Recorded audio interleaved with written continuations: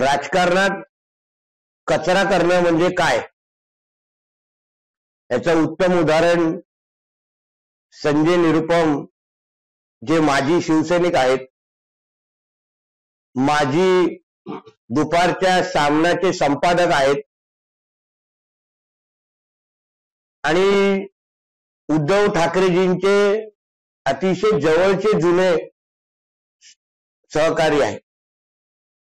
म्हणजे मी मुंबईकर ही जी संकल्पना उद्धव ठाकरेंनी तेव्हा मांडली त्याचे मूळ सूत्रधार हे आज संजय निरुपम होते. म्हणजे मराठी माणसाच्या बरोबर मुंबईकर म्हणून उत्तर भारतीय बिहारच्या लोकांना आपण जोडायचं ही जी संकल्पना उद्धव ठाकरेंनी मांडलेली ती संजय निरुपमच्या बरोबर त्याला आकार देतो. आता ते संजय निरुपम जेव्हा उबाटाची लायकी काढतात की तुमच्याकडे 23 माणसंही नाही. काल पण त्यांनी एका पत्रकार परिषदेमध्ये उबाटा एक पण सीट जिंकू शकत नाही महाराष्ट्रामध्ये असं जेव्हा ते सांगतात तेव्हा ते उद्धव ठाकरेची क्षमता चांगली ओळखून आहेत म्हणून सांगतात. त्यांना सामन्यामधून काढण्याचं कारणीभूत कोण होता तर हा संजय राजाराम राऊत.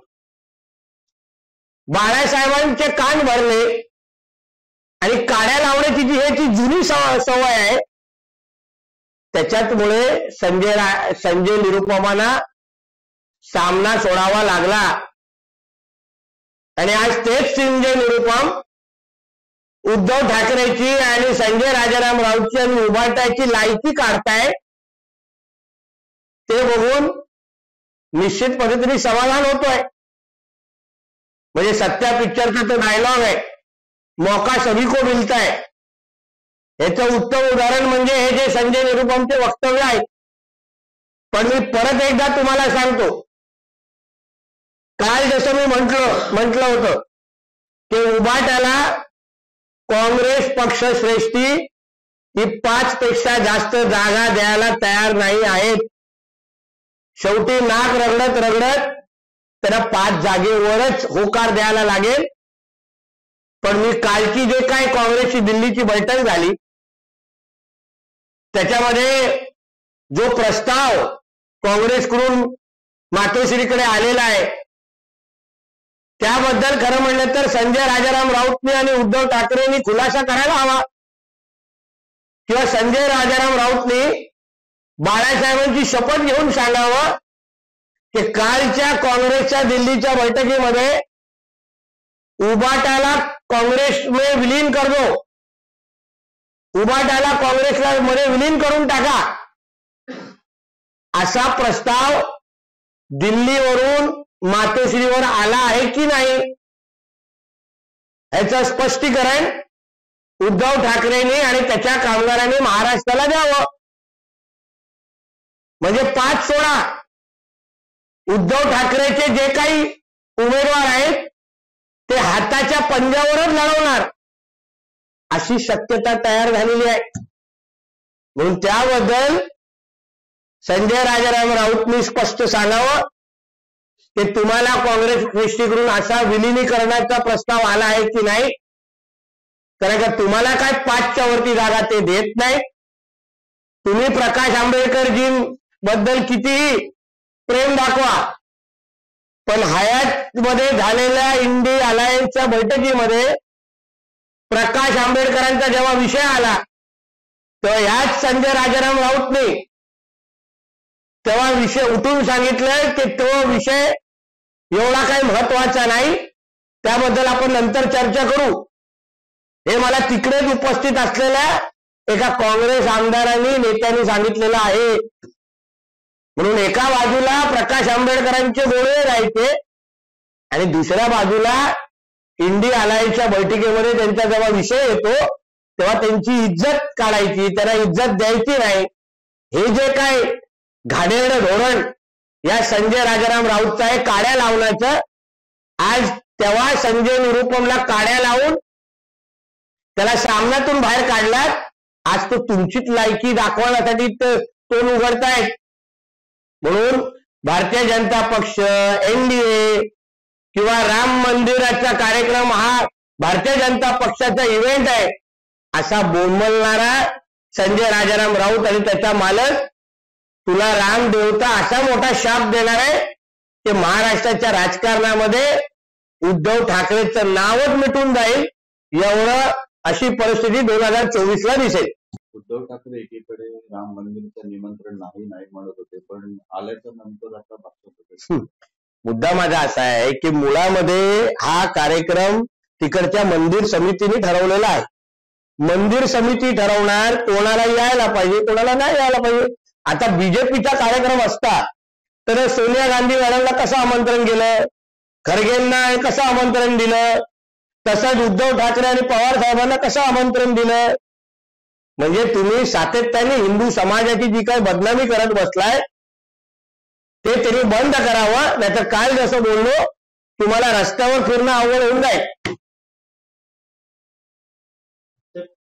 अमोल कोल्हे यांनी फडणवीस यांना बोला हवा आहे, मी पुन्हा येणार असं म्हणत 2.5 वर्षांनी यावं लागलं आणि आले तर तेही अर्ध यावं लागलं.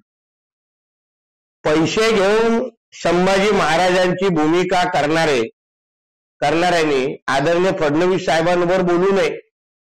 तू पहिलं शिरूर मतदारसंघामध्ये परत 2024ला खासदार म्हणून येणार आहेस का ह्याची चिंता कर आणि मग फडणवीस साहेबांबद्दल बोलण्याची हिंमत कर. अमोल कोल्हे असंही म्हणतायत की मला वाघ खूप आवडतो, पण तो वाघ जेव्हा जंगलात असतो तेव्हा तो जंगलाचा राजा वाटतो आणि सर्कशीमध्ये जेव्हा रिंग मास्टर इशाऱ्यावर कसरत करतो तेव्हा काळाला चरे पाडतो. अजित पवारांना त्यांनी असं आहे ना, ज्या अजितदादांच्या आशीर्वादामध्ये या कोल्हेच्या पुढे खासदार हा शब्द लागलाय, त्या अजितदादाला तू अजून जेवढे म्हणजे त्यांच्यावर तू बोलत बसशील तेवढंच माझी खासदार हे लावण्याची वेळ अजून लवकर येईल. म्हणजे मिठाला जागावं एवढंच त्याला सांगितलं. शरद पवार राष्ट्रवादीचे जयंत पाटील यांनी भाजपवर एक निशाणा साधला आहे. महायुतीतील इतर पक्षांसाठी धोक्याची घटना आहे. भाजप सोबत असलेल्यांना संपवतो, शिवसेनेचं तेच झालं आहे. आता मला वाटतं त्या विषयाबद्दल आमचे पक्षाचे अन्य प्रवक्ते बोलतील.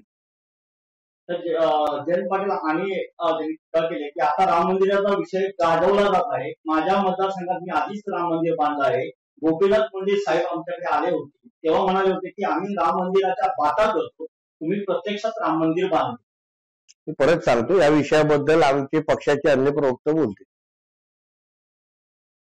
गावागावात राम मंदिराचा कार्यक्रम एलईडीवर दाखवण्यात येणार आहे असं मुख्यमंत्र्यांनी वक्तव्य केलं.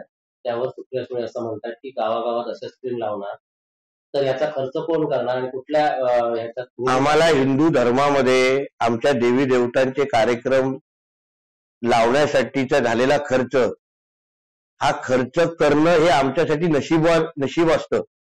म्हणजे कुठेतरी आमच्यावर आई वडिलांची किंवा देवी देवतांची पुण्याई आहे म्हणून आम्हाला या खर्च करण्याची संधी भेटते.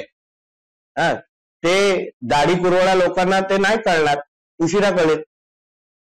आणि त्यापेक्षा असंही म्हणतात ते की म्हणून जेवढ्या तळमळीने सुप्रियाताई लव जिहादचे समर्थन करतात, कधीतरी राम मंदिराचं समर्थन केलं ना तर आम्हालाही बरं वाटेल.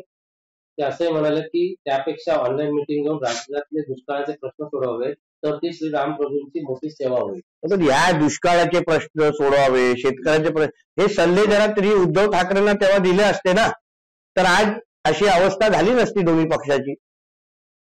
आगामी लोकसभा निवडणुकीच्या जागा वाटपासंदर्भात गुरुवारी वर्षावर बैठक झाली असतात. त्यामध्ये आणि या संदर्भात भाजपकडून भाजप 24, शिंदे गट आणि शिवसेना 14 आणि अजित पवार गटाला 7 चर्चा झाली समोर. असं आहे, जेव्हा आमचे वरिष्ठ जेव्हा बसतात ना तेव्हा आमच्यासारखे कार्यकर्त्यांनी त्याच्यावर बोलू नये. तर मी त्या बैठकीमध्ये नव्हतो आणि मी राहण्याचं काय कारण पण नाही. म्हणून जे आमचे वरिष्ठांना योग्य वाटेल ते त्या बैठकीमध्ये ठरवतील आणि त्यानुसार आमच्यासारखे कार्यकर्ते काम करतील. एबीपी माझा, उघडा डोळे बघा नीट.